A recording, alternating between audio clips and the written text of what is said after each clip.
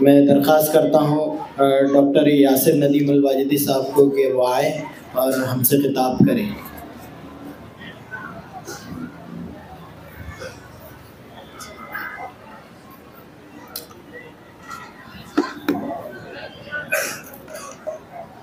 بسم اللہ الرحمن الرحیم، الحمد للہ رب العالمین، والصلاة والسلام على سید الانبیاء والمرسلین وعلى آلہ وصحبہ اجمعین، اما بعد، فقد قال اللہ تعالی فی کلامہ المجید وَكَذَلِكَ جَعَلْنَاكُمْ أُمَّةً وَسَطًا لِتَكُونُوا شُهَدَاءَ عَلَى النَّاسِ، وقال تعالى إنهم فتية آمنوا بربهم وزدناهم هدى۔ اسٹیج پر بیٹھے ہوئے معززین اور علماء کرام اور سامنے موجود حاضرین و حاضرات، میں آپ کے شہر میں دوسری مرتبہ آیا ہوں۔ اس سے پہلے 2017 میں آنا ہوا تھا، اور ہمیشہ کی طرح جیسا سنا اس شہر کے تعلق سے اور یہاں کے مسلمانوں کے تعلق سے، ویسا ہی پایا۔ علم دوست ہیں اور علم پرور ہیں ماشاء اللہ۔ مجھے آج جو ٹاپک دیا گیا ہے وہ یہ ہے کہ نوجوان قیادت میں وہ کون سی خصوصیات ہیں جو ان میں ہونی چاہیے۔ سب سے پہلے تو بحیثیت امت مسلمہ ہمیں یہ سمجھ لینا چاہیے اور اس بات کا اعتقاد اپنے ذہن میں بٹھا لینا چاہیے کہ اس دنیا میں کسی بھی اقوام میں، جتنی بھی اقوام ہیں، اگر ان میں موازنہ کیا جائے تو قیادت کا حق اگر کسی کے پاس ہے تو وہ امت مسلمہ ہے۔ آپ قائد ہیں، آپ میں کا ہر فرد قائد ہے، قیادت کر رہا ہے، قیادت کرتا رہے گا اور قیادت کرتا ہوا مرے گا۔ سوال یہ نہیں ہے کہ ہم کس طرح قائد بنیں، سوال یہ ہے کہ ہم کیسے، یعنی اچھے قائد بنیں یا برے قائد بنیں۔ مسئلہ وجود کا نہیں ہے، مسئلہ صفات کا ہے۔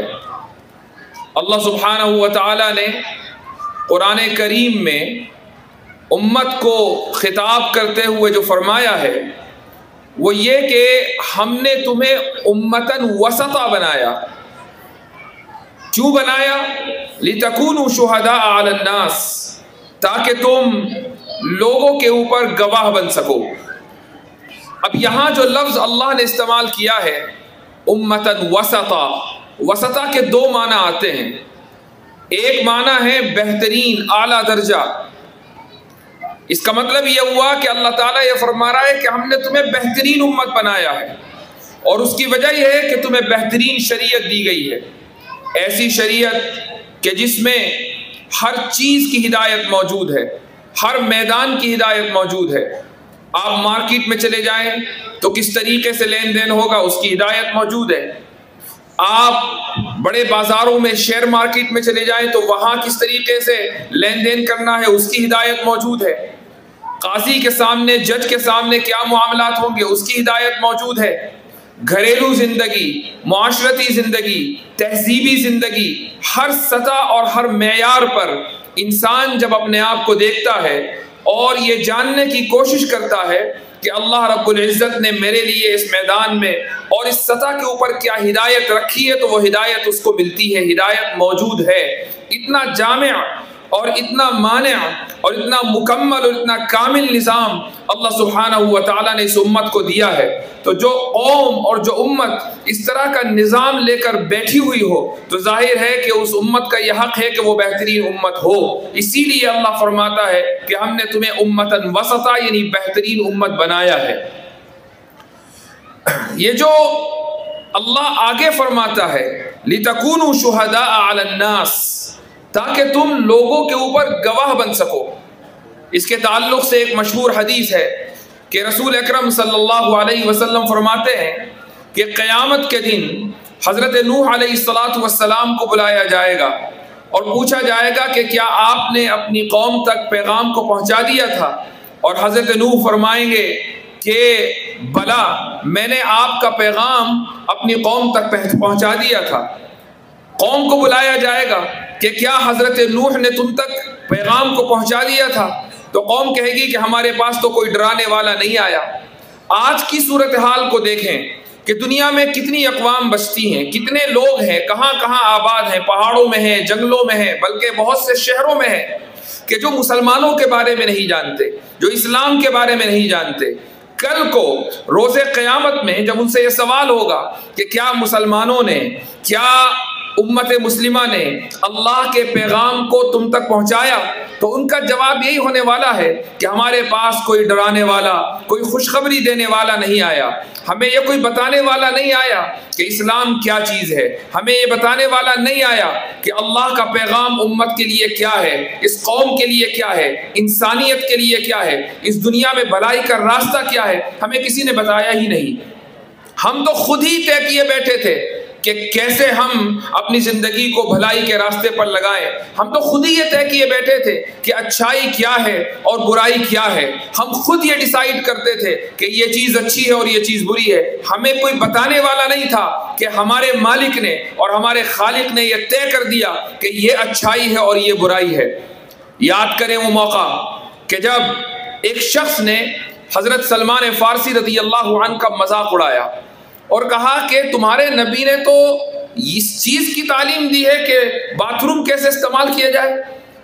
تو حضرت سلمان فارسی رضی اللہ عنہ نے دفاعی پوزیشن اختیار نہیں کی، بلکہ فرمایا بلا، اور یہ فرمایا کہ علمنا رسول اللہ صلی اللہ علیہ وسلم کل شیء حتی القراءہ، کہ رسول اللہ صلی اللہ علیہ وسلم نے ہمیں ہر چیز کی تعلیم دی ہے، یہاں تک کہ باتھ روم استعمال کیسے کرنا ہے اس کی بھی تعلیم دی ہے۔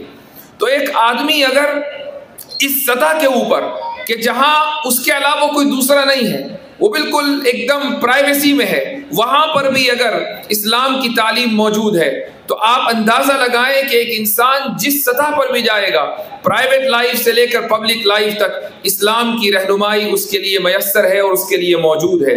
اسی لیے اللہ فرماتا ہے کہ وَكَذَلِكَ جَعَلْنَاكُمْ أُمَّةً وَسَطًا۔ جب آپ بہترین امت ہیں تو پھر قیادت آپ کے پاس ہے، لیکن سوال یہ ہے کہ قیادت کا مطلب کیا ہے؟ قیادت کہتے کسے ہیں؟ کیا قیادت کا مطلب یہ ہے کہ آپ فوری طور پر دوسرے لوگوں کو ہانکنے لگے؟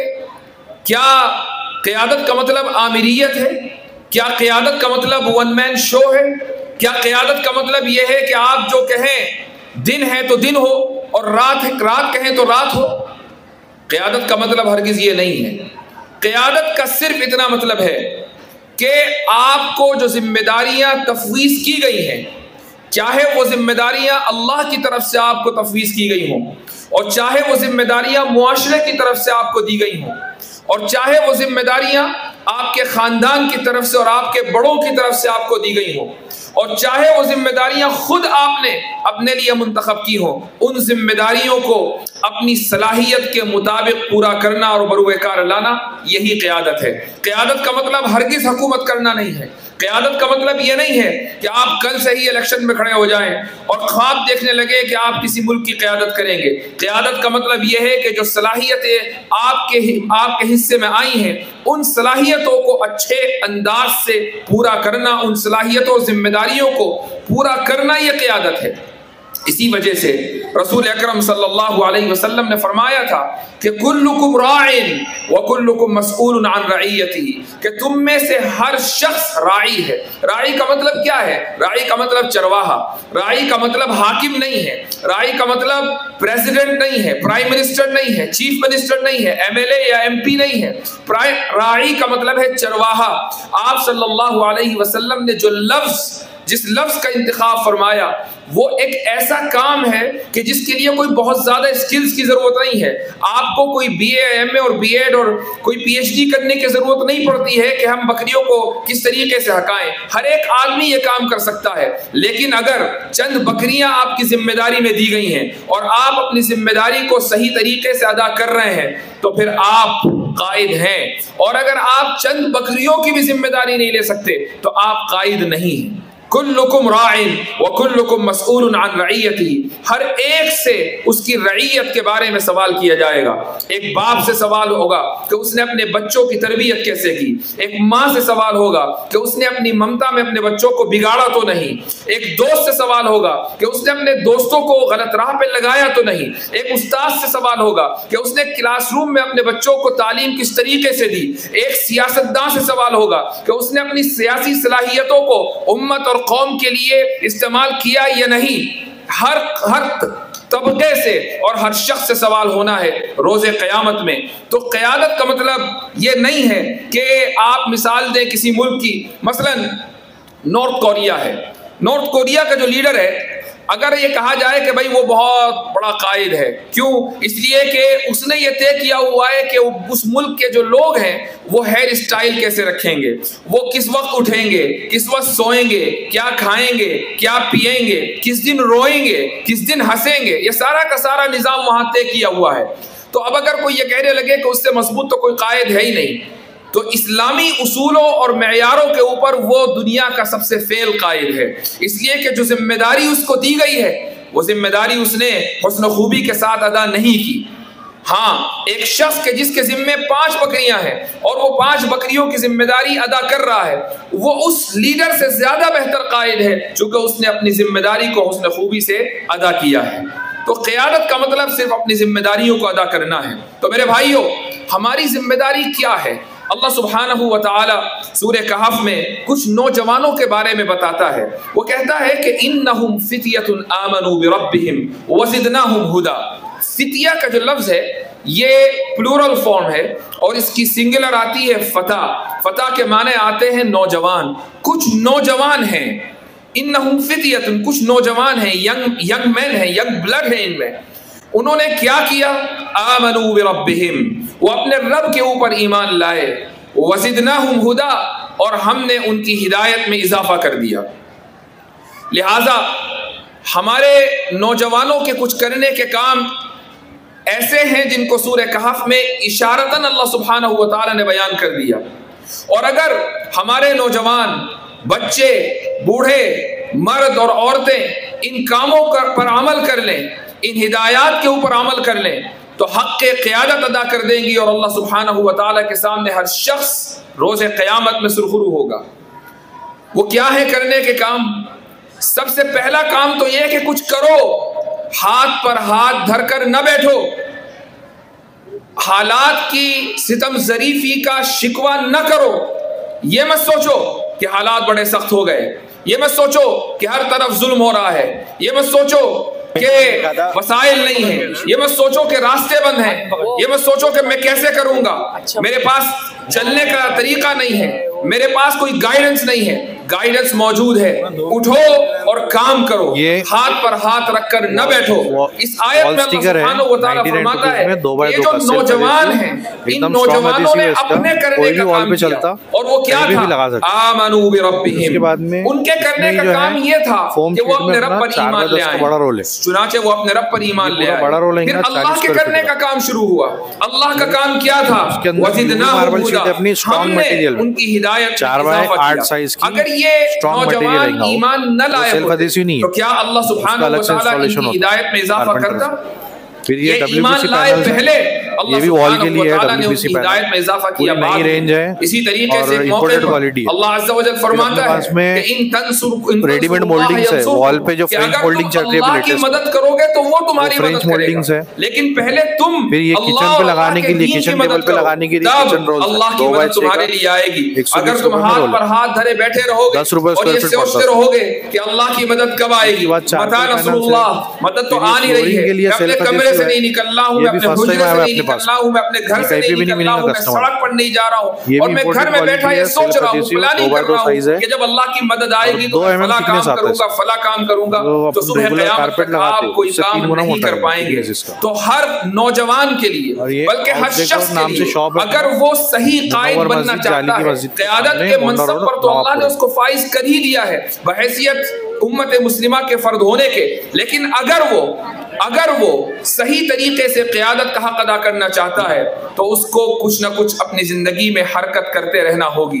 उसके लिए ज़रूरी होगा कि वो हाथ पर हाथ धरकर न बैठे, और जब वो ऐसा करेगा तो फिर अल्लाह सुब्हानहू व तआला की मदद आएगी।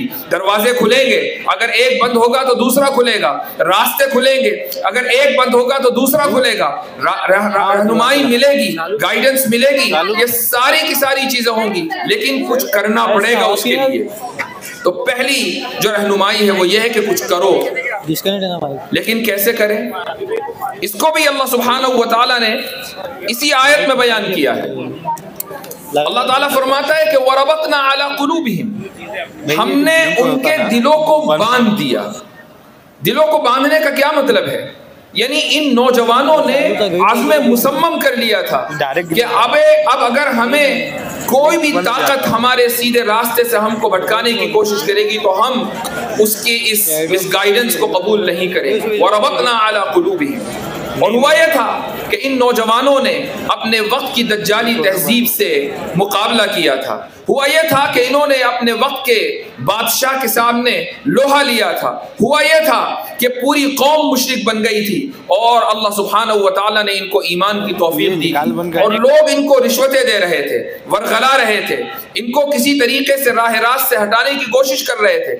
यहाँ तक कि इनका कॉन्वर्सेशन और डायलॉग बादशाह वक्त से चला, और इन्होंने साफ ऐलान कर दिया कि रब्बुना रब्बुस समावाति वल अर्ज़, कि हमारा रब आसमानों और जमीनों का रब है, हमारा रब मादियत परस्ती नहीं है, हमारा रब अल्लाह है कि जिसने इस कायनात को बनाया है, जिसने मुझे और तुझे बनाया है। कि जब उनके दिलों के अंदर ये आज़्म मुसम्मम पैदा हो गया तो क़यादत की सलाहियत मुकम्मल तरीके से उनमें पैदा हो गई। क़यादत सही तभी होगी जब आज़्म मुसम्मम होगा। अगर एक इंसान ला इलाहा उला वला इलाहा उला, यानी कभी इधर कभी उधर, ये सोचे कि मुझे करना चाहिए या ये काम नहीं करना चाहिए, तो वो कभी भी अपनी ज़िंदगी के अंदर कामयाब नहीं हो सकता। कामयाबी के लिए ज़रूरी ये है कि वो आज़्म मुसम्मम करे। रबतना अला कुलूबिहिम, हमने उनके दिलों को बांध दिया। जो चीज़ बंधी हुई नहीं होती, हवा के झोंकों से उड़ जाती है, लेकिन जब आप उसको किसी चीज़ से बांध देते हैं तो चाहे कितने ही तूफान क्यों ना आए, वो चीज बंधी रहती है और उड़ती नहीं है। लेकिन मेरे भाइयों, ये भी याद रखें कि जब आप क़यादत करने के लिए खड़े होंगे और दूसरों की रहनुमाई करेंगे, आप रास्ते को लीड करेंगे, तो फिर परेशानियों के लिए, मसाइब के लिए, मुश्किलात के लिए तैयार हो जाइए। इमाम अहमद इब्न हम्बल रहीमहुल्लाह महज एक स्कूल ऑफ थॉट के इमाम नहीं थे, बल्कि वो उम्मत मुस्लिमा के बहुत से कायदीन में एक नुमाया नाम है।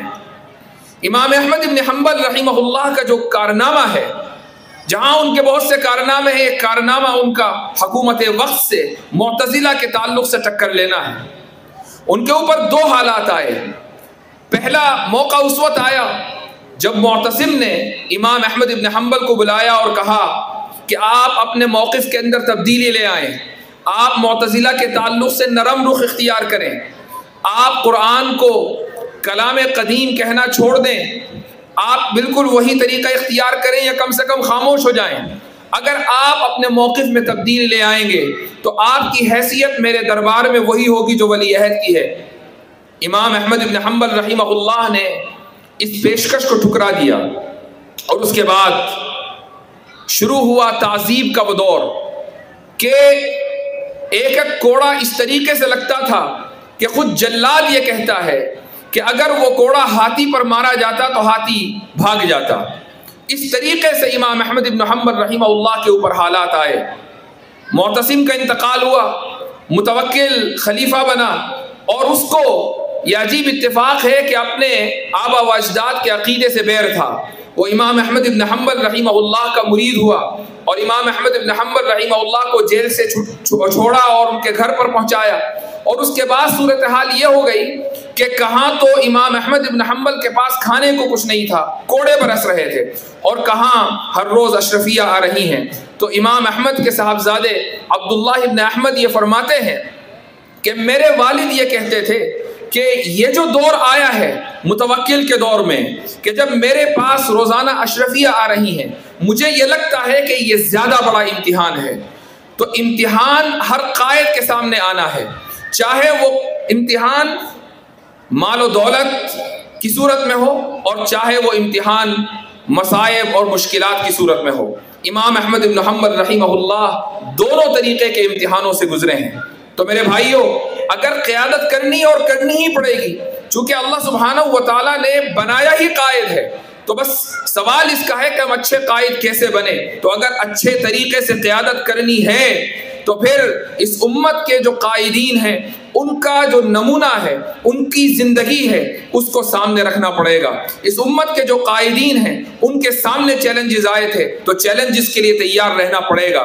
اس امت کے قائدین نے کبھی شکایت نہیں کی، یہ نہیں کہا کہ ہم کب تک کوڑے کھائیں گے، یہ نہیں کہا کہ ہم کب تک جیل کی سلاخوں میں پڑے رہیں گے، یہ نہیں کہا کہ کب تک حالات ایسے ہی رہیں گے، یہ نہیں کہا کہ متى نصر اللہ، یہ کہا کہ ہم قیادت کا حق ادا کرتے رہیں گے۔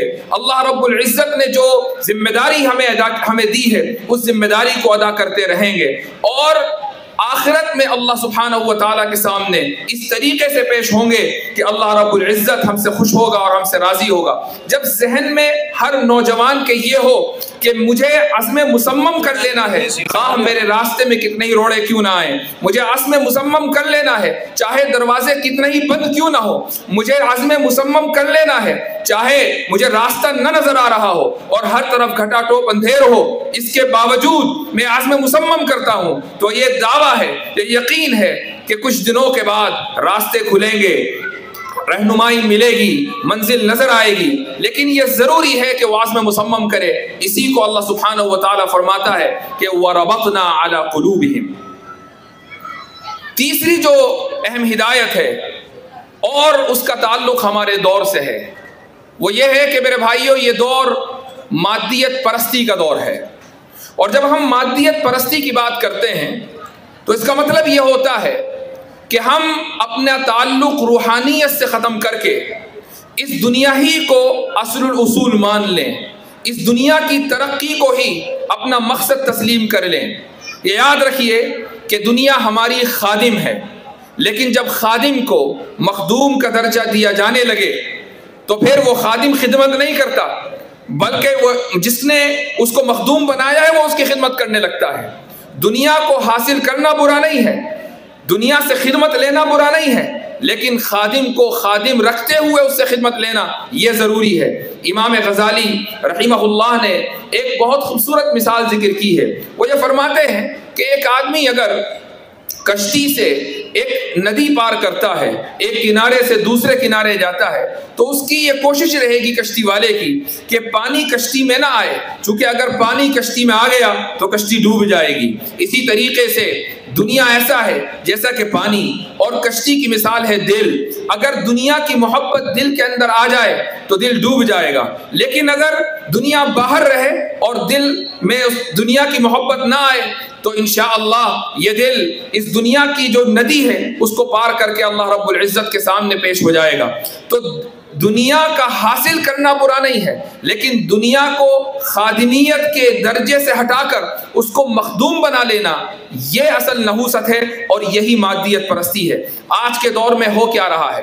آج کے دور میں یہی ہو رہا ہے کہ نوجوان یہ سمجھتے ہیں کہ میں اچھا ہوں اس لیے کہ میرے پاس اتنے پیسے ہیں، میں اچھا ہوں اس لیے کہ میرے پاس فلاں ڈگری ہے۔ نہیں، آپ اچھے اس لیے ہیں کہ آپ کا تعلق اللہ سے ہے، آپ اچھے اس لیے ہیں کہ آپ نے اس اچھائی کے پیمانے کو اختیار کیا ہے کہ جو پیمانہ رسول اکرم صلی اللہ علیہ وسلم کا دیا ہوا ہے۔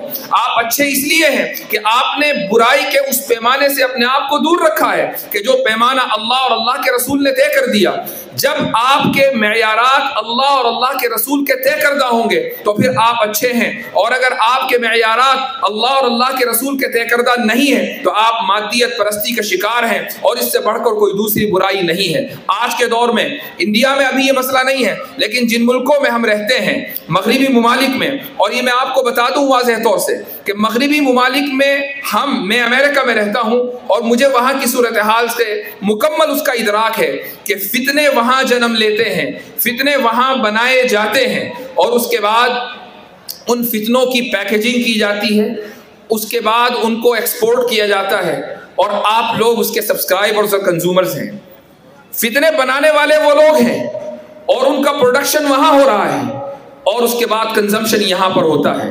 اور ان فتنوں کا تعلق صرف دنیاوی فتنوں سے نہیں ہے بلکہ دینی فتنوں سے بھی ہے.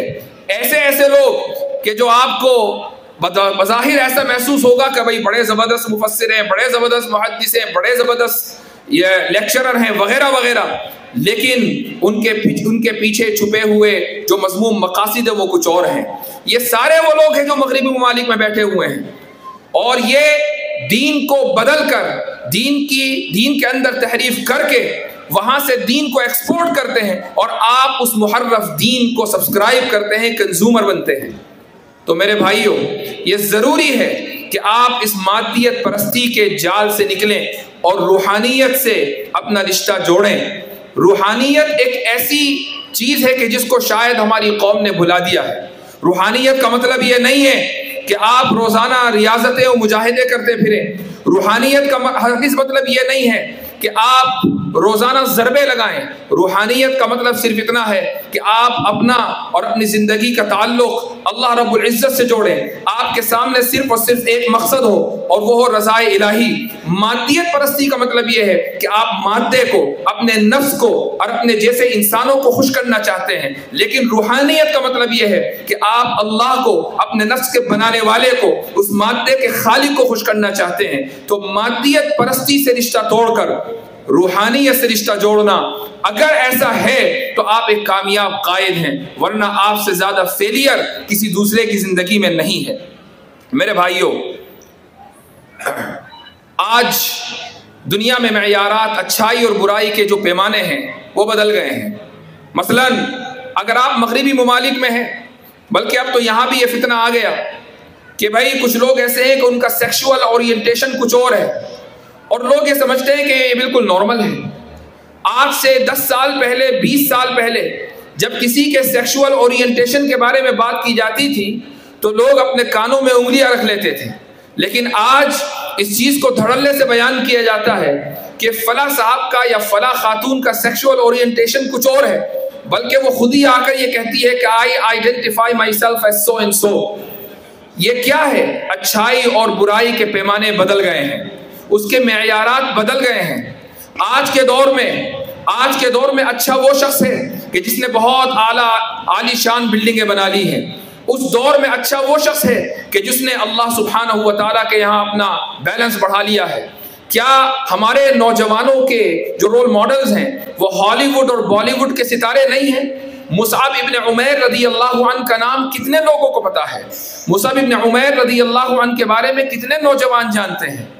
کیا ان کی قربانیاں ہیں اس دین کے لیے؟ مصعب ابن عمیر رضی اللہ عنہ وہ نوجوان صحابی ہیں کہ اسلام لانے سے پہلے ان کے بارے میں روایتوں میں آتا ہے کہ صبح میں ایک جوڑا اور شام میں ایک جوڑا, اور کھانا اس طریقے سے آتا تھا کہ ایک تھالی آتی تھی تو دوسری جاتی تھی, یعنی کھانے اور پینے کی فراوانی.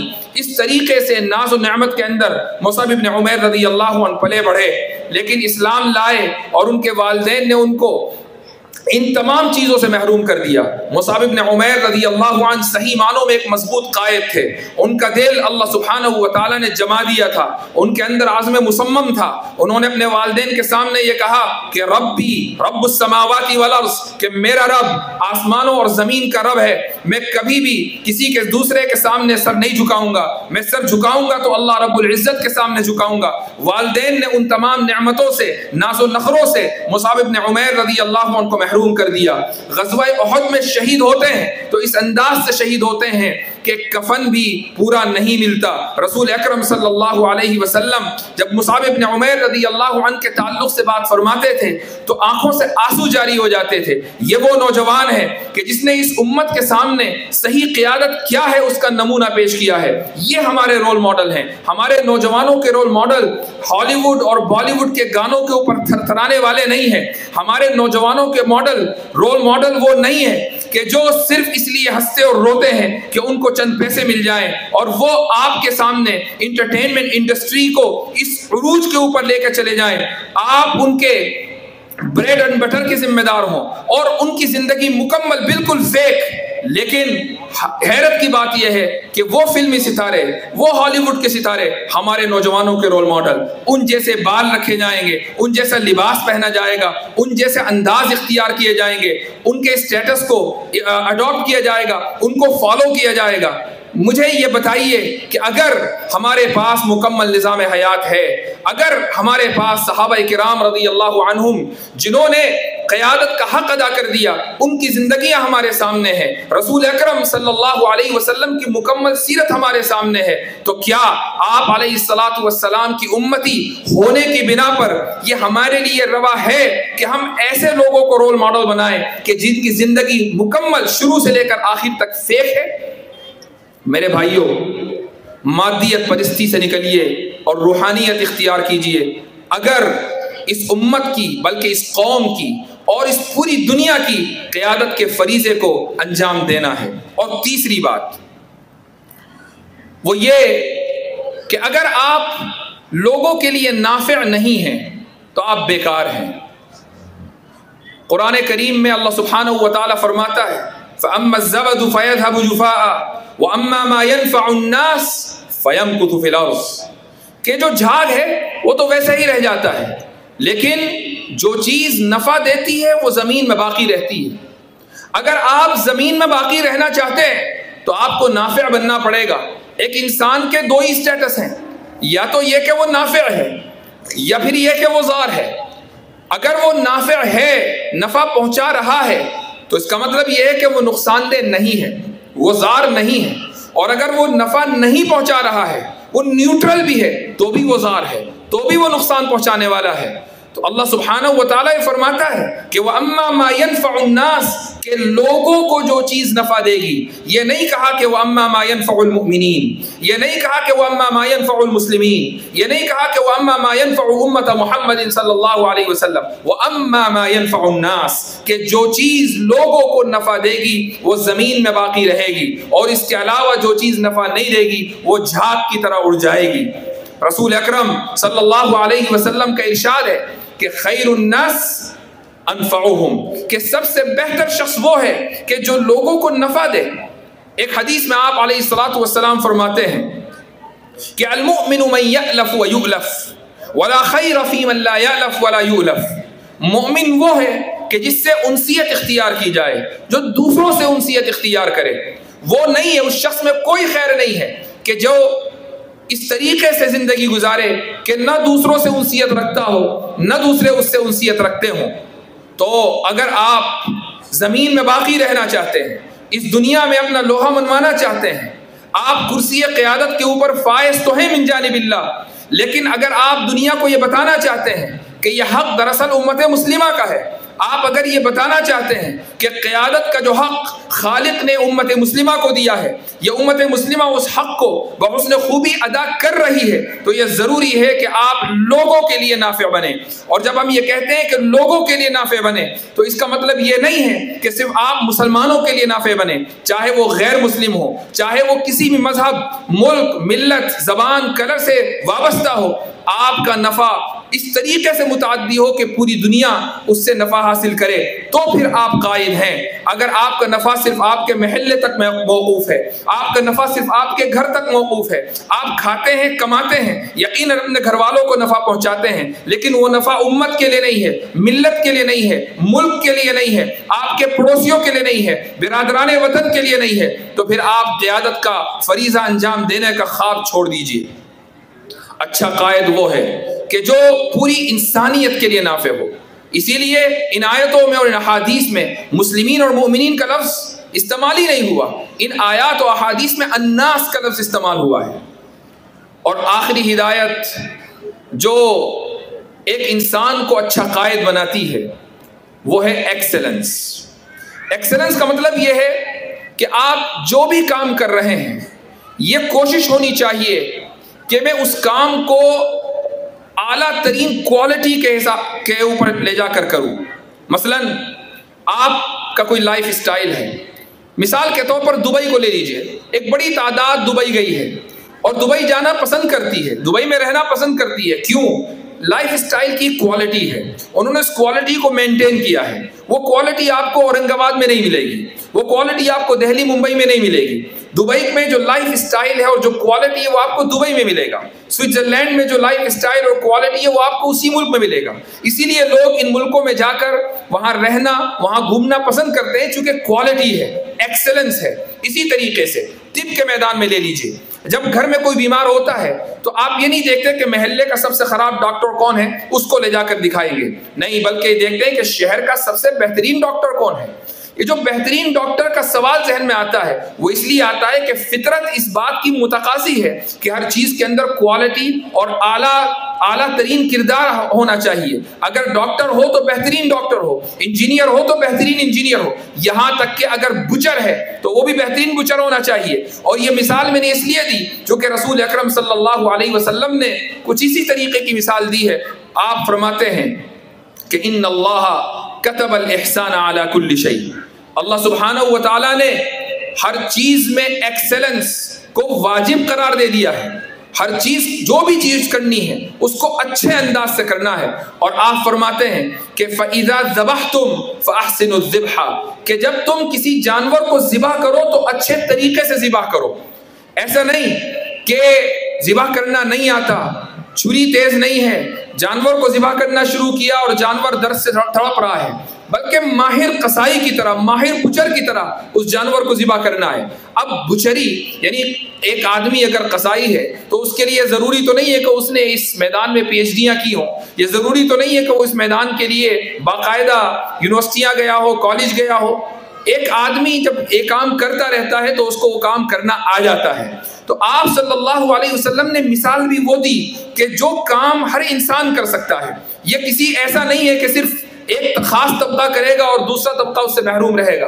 انجینئر اگر آپ بن گئے تو اب آپ ڈاکٹر بننا بہت مشکل ہے، اور ڈاکٹر بن گئے تو انجینئر بننا بہت مشکل ہے. لیکن انجینئر اور ڈاکٹر، آئی ٹی پروفیشنل اور ٹیچر، معلم، چاہے کوئی بھی پروفیشن ہو، لیکن بقرعید کے موقع پر ہم پورے نہ صحیح آدھے قصائی تو ہم سب بنی جاتے ہیں. تو آپ صلی اللہ علیہ وسلم نے جو مثال دی ہے وہ دی ہے کہ جس کا تعلق معاشرے کے ہر طبقے سے ہے. اگر اس میں ایکسلنس مطلوب ہے تو پھر وہ خاص اور جو خصوصی جو میدان ہے، اختصاص جن کو کہا جاتا ہے، میڈیکل فیلڈ ہے، آئی ٹی پروفیشن ہے، یا اس کے علاوہ کوئی بھی گورنمنٹ جابز ہیں، اس میں اگر آپ ایکسلنس اختیار نہیں کریں گے تو آپ لوگوں کے لیے نافع نہیں بن سکتے. تو میرے بھائیوں، قیادت کے منصب پر تو اللہ سبحانہ و تعالیٰ نے ہمیں فائز کر دیا ہے. اب یہاں صرف اتنی بات رہ جاتی ہے کہ ہم اچھے قائد کیسے بنیں. اگر ہم سورہ کہف کی اس آیت کو سامنے رکھیں اور ان نوجوانوں کی زندگی کو ذہن میں لے کر آئیں کہ جنہوں نے اپنے وقت کی تہذیب سے لوہا لیا تھا اور جنہوں نے ڈنکے کی چوٹ پر یہ اعلان کر دیا تھا کہ ربنا رب السماوات والارض، اور انہوں نے قیادت کا حق ادا کر دیا تھا، تو اگر آپ ان کی زندگی کو سامنے رکھیں، سورہ کہف کو سامنے رکھیں، تو آپ یقین جانیں کہ بہترین قائد ہوں گے، اور پوری دنیا کے لیے، صرف اپنے محلے اور اپنی قوم و ملت کے لیے نہیں بلکہ پوری دنیا کے لیے اب نافع ہوں گے. لیکن اگر آپ یہ سوچتے رہیں کہ نہیں، ہم اس دنیا میں آ گئے، یہاں ہمیں آ کر کچھ کھانا ہے، کچھ پینا ہے، کمانا ہے اور ایک دن یوں ہی نکل کر چلے جانا ہے، تو قیادت کے منصب کے ساتھ آپ غداری کریں گے، بے وفائی کریں گے. چونکہ یہ منصب آپ کو عطا کر دیا گیا، اب ذمہ داری یہ ہے کہ اس کو حسن و خوبی کے ساتھ کیسے ادا کرنا ہے. میں انہی باتوں پر آج کی اپنی گفتگو کا اختتام کرتا ہوں. میں مبارکباد دیتا ہوں اس ایونٹ کے آرگنائزرز کو کہ انہوں نے ماشاءاللہ یہ ایونٹ یہاں پر منعقد کیا اور اتنے بڑے مجمع کو یہاں جمع کیا، اور ماشاءاللہ یہ مسلسل تیسرے سال یہ ایونٹ منعقد ہو رہا ہے. پچھلے سال ان حضرات نے مجھ سے رابطہ کیا تھا اور خواہش ظاہر کی تھی کہ میں اس ایونٹ میں شرکت کروں، لیکن میں وہاں سے اس وقت سفر کر کے نہ آ سکا. اور میری یہ خوش قسمتی ہے کہ میں آج اس موقع پر انڈیا میں موجود تھا، مجھ سے رابطہ کیا گیا اور مجھے یہاں دعوت دی گئی اور میں اس دعوت کو ٹھکرا نہ سکا. میں چاہتا تھا کہ اس شہر میں آؤں، دوبارہ آپ حضرات سے ملوں اور یہاں پر جو ایونٹس چل رہے ہیں، جو سرگرمیاں چل رہی ہیں، ان سے واقفیت حاصل کروں. یہ ایونٹس یا اس طرح کی جو سرگرمیاں آپ کے شہر میں ہو رہی ہیں، یہ دراصل آپ کی قائدانہ صلاحیت کی غماز ہیں. آپ بہت سے وہ کام کر رہے ہیں جو انڈیا کے دوسرے شہروں کے مسلمان نہیں کر رہے ہیں. مجھے ابھی بتایا گیا کہ یہاں مسجدوں میں، بہت سی مسجدوں کے اندر پریچے ڈے منایا گیا، یعنی غیر مسلموں کو مسجدوں میں بلایا گیا اور ان کو بتایا گیا کہ ہم مسجدوں میں کیا کرتے ہیں، کیسے عبادت کرتے ہیں، ہم خطبہ کیسے دیتے ہیں، نمازیں کیسے پڑھتے ہیں، اور اس طریقے سے انہیں جو بھی غلط فہمیاں ان کے ذہنوں میں ہوں گی ان غلط فہمیوں کو دور کیا گیا. یہ در حقیقت وہ کام ہے کہ جو رسول اکرم صلی اللہ علیہ وسلم کی زندگی میں ہوا کرتا تھا. آج آپ دیکھیں کہ اس ملک کے طول و عرض میں جو مسجدیں ہیں، ان مسجدوں کا نماز کے علاوہ دوسرا کیا کام رہ گیا ہے. اگر اس مسجد میں خوش قسمتی سے کوئی مدرسہ چل رہا ہے تو اب نماز کے ساتھ تعلیم و تربیت کا بھی نظم ہے، لیکن اگر مسجد چھوٹی ہے تو وہاں نہ تعلیم نہ تربیت ہے، صرف اور صرف نماز ہے. یقیناً مسجد کا جو بنیادی مقصد ہے وہ نماز ہے، لیکن کیا رسول اکرم صلی اللہ علیہ وسلم غیر مسلموں کے وفود کو اپنی مسجد میں آنے نہیں دیا کرتے تھے؟ کیا آپ علیہ الصلاۃ والسلام غیر مسلموں کا استقبال اپنی مسجد میں نہیں کیا کرتے تھے؟ تو آپ صلی اللہ علیہ وسلم کا اگر یہ کردار ہے تو پھر اس امت مسلمہ کا وہ کردار کیوں نہیں ہے؟ ہم نے اپنی مسجدوں کو بند کیوں کیا ہوا ہے؟ ہم ایسا کیا کر رہے ہیں ان مسجدوں میں سوائے نماز پڑھنے کے؟ اگر ہم نماز ہی پڑھ رہے ہیں تو پھر مسجدوں کے دروازے کھولیے، غیر مسلموں کو آنے دیجئے، ان کو دیکھنے دیجئے کہ آپ نماز کیسے پڑھتے ہیں، آپ اللہ وحدہ لا شریک لہ کے سامنے سجدہ کیسے کرتے ہیں. آپ یقین جانیں کہ آپ کا ایک سجدہ ان کے دل تک پہنچے گا اور انشاءاللہ دنیا کی قسمت بدلے گی، آپ کے سجدوں کی بدولت بدلے گی اور آپ کی قیادت کی بدولت بدلے گی. دعا کرتا ہوں کہ جو کچھ کہا گیا اللہ سبحانہ و تعالیٰ اسے قبول فرمائے، اور جو کچھ اگر ایسا کچھ ہے جو نامناسب ہے تو اللہ سبحانہ و تعالیٰ معاف فرمائے. جزاکم اللہ خیر الجزاء وآخر دعوانا الحمد للہ رب العالمین.